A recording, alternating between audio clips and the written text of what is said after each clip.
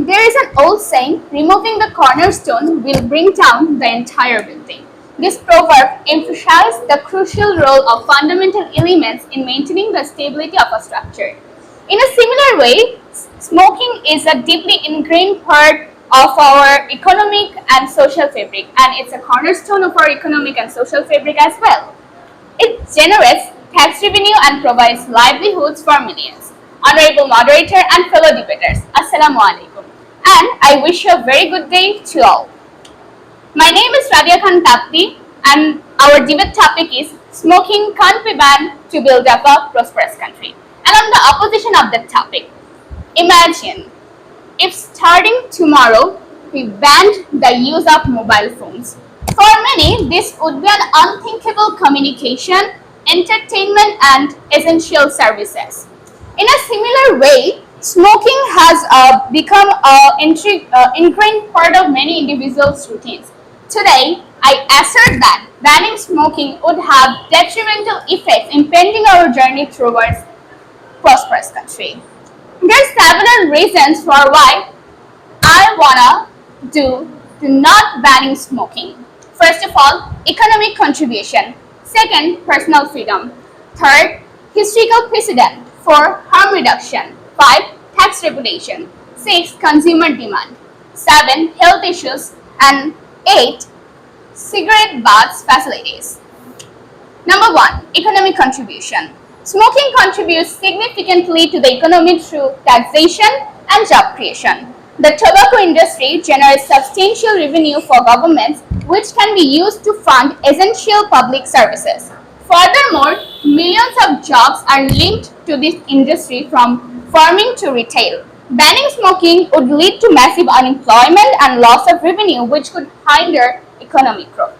Second, personal freedom. A prosperous country respects individual choices and freedoms. Adults should have the right to make their own choices and freedoms about their bodies and lifestyles, including the choice to smoke.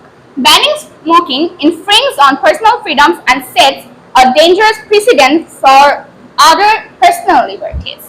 Third, historical precedent. History has shown that prohibition often leads to unintended negative consequences. The alcohol prohibition in the early 20th century in the United States led to a rise in illegal activities and organized crime. Similarly, smoking banning could drive the tobacco trade underground, resulting in unregulated products and a loss of government control. Then, tax regulation. Smoking companies never delay paying taxes to the government or always pay their taxes on time. Even though other companies might delay or many don't pay taxes, smoking companies don't pay even a penny less in taxes. In fact, they pay slightly higher taxes compared to the other companies. Over 80% of the world's 1.6 billion tobacco users live in low and middle income countries. 6. Consumer demand. There is still a significant demand of tobacco products. Bangladesh is rich in cultural inheritance and tobacco use is an integral part of it. Banning smoking could lead to economic disruptions. Harm reduction. These strategies, such as promoting less harmful alternatives like vaping, much more effective. These approaches help reduce the health risk associated with smoking.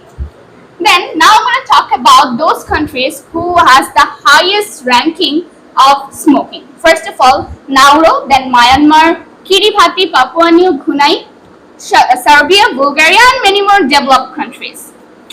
Developed countries like USA, Australia, they also have cigarettes, but these are e-cigarettes. That means electronic cigarettes.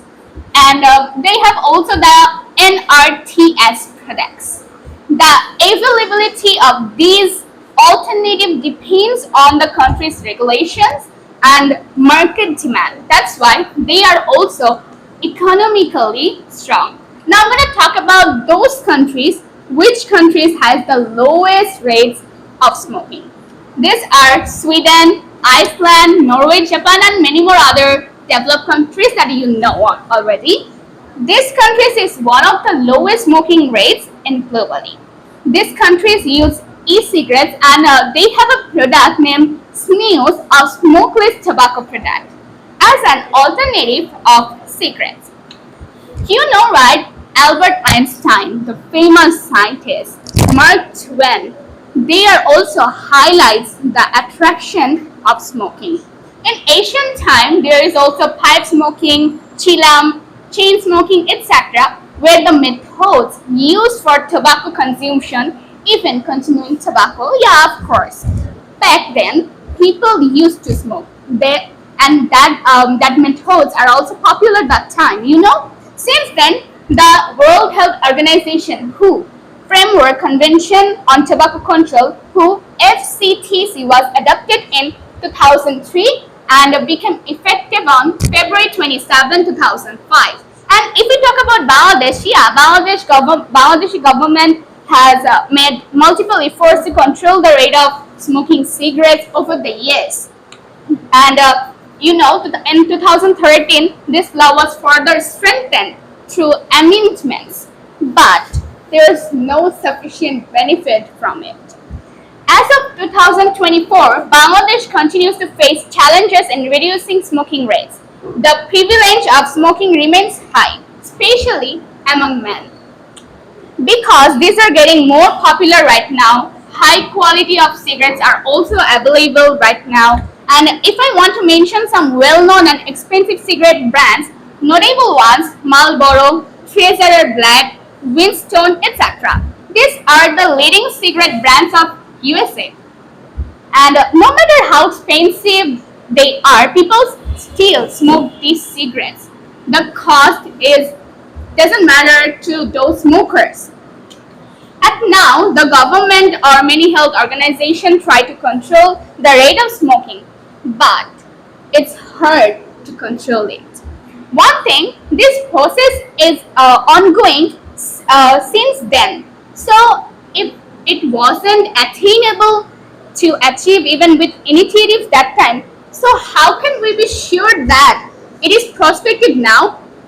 Literally, we write a huge composition regarding the states to address the problem of smoking. Are we really implementing what we write? And if you get up and after it now, it's never prospective. And if you talk about to force them to stop smoking, actually not everything is possible by forcing. Just as during Quote movement, the students were being forced to suppress and the government is trying to stop them in various ways, but they didn't give up. The students didn't stop the movement even from their own desire. Likewise, those who are smokers, they do it of their own free will, and it is not possible to force them to be detained. But wait, there is an alternative way to reduce the over-attraction of smoking cigarettes. Because now there are e-cigarettes, vaping like vape pens, natural vaping, and you know that passive vaping is not the same as passive smoking. Basically, this is because e-cigarettes don't contain the toxic chemicals which are contain the smoking, the cigarettes, and there is no evidence until now that vaping causes cancer. Many studies shows that vaping is far less harmful than smoking. Information, the website from www.ukri.org. Over time, smoking often develops into an addiction. And now I'm gonna provide an example about smoking cigarettes. There was a neighbor living a bit away from our house named Rahul. He's a very talented student, and but when he saw his friends were smoking cigarettes, he also became very interested in it. Then he became addicted to smoke. His parents worried about his future and forced him to quit. But this pressure led Rahul to reluctantly try stopping. But the withdrawal symptoms severely impacted his behavior. He became irritable and isolated himself and lost interest in studies. He became unsure about his future. He is going crazy. he couldn't understand what he was actually doing. Unable to handle the excessive mental stress and pressure, he started smoking again. And smoking, once a habit, now controlled his life, and his parents watched it but can't do anything. And in disappear, he drifted away from everything that once mattered to him. This same situation prevails in many parts of the world, Mr. Mr. Moderator. And I had watched an interview on YouTube where they were talking about smoking, and they told that smoking bans really kind of deny, because you know, right, what about the smoking tax reputation and other popularities and local resistance and the attraction of smoking companies advertise. As you can see that advertising by smoking companies often glamorous smoking, making it appear sophisticated. This can attract both smokers and non-smokers. Such portraits can lead to increased curiosity and experimentation, contributing to smoke addiction. But most people smoke to get rid of their depression or mental pressure. So, if they cannot smoke at this time, then they suffer from more mental pressure and health issues, and its influence on health issue and much more.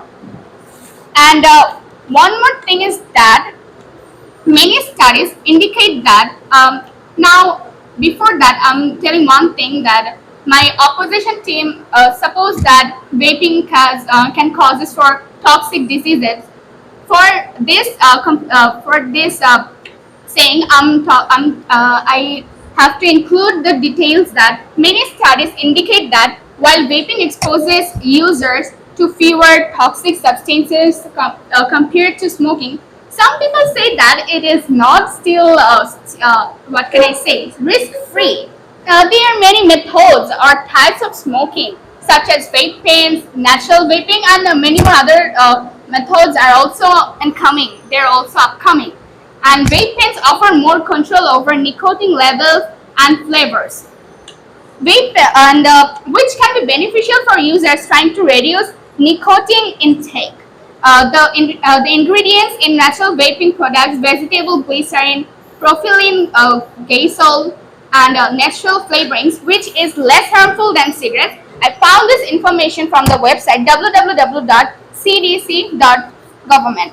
And my opposition team always suppose that banning smoking, and banning smoking. Actually, banning is not the solution to solve every problem. You know what is banning? Banning is the act of officially prohibiting or forbidding something, often by law or regulation. It means something that is permanently closed or can never be used again. Okay, in our country, the air is also polluted.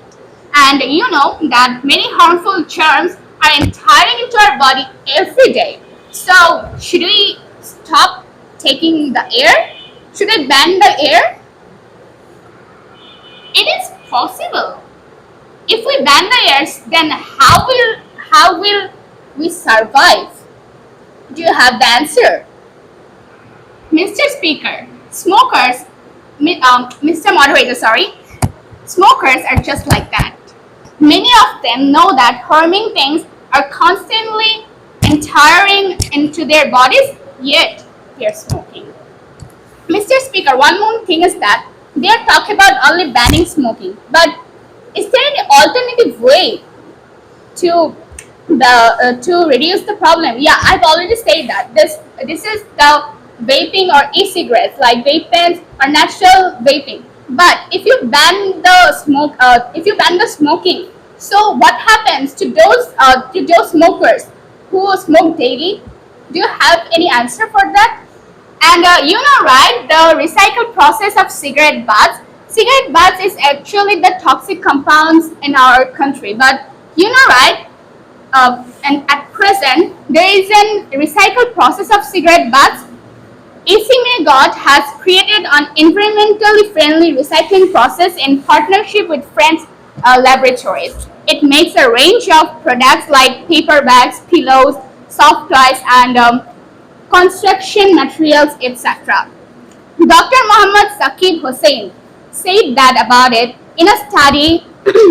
He discusses the potential of recycling cigarette butts into useful materials such as bricks and construction materials. He highlights the environmental benefits of reducing toxic waste and promoting sustainability.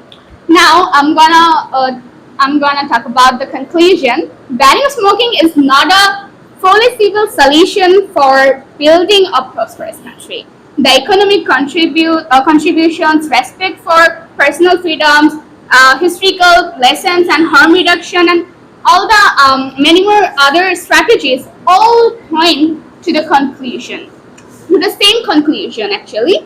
And smoking should not be banned. Instead, we should focus on balanced policies that address health concerns without compromising economic stability and personal liberties. Thank you very much, Mr. Moderator, for giving me the chance today.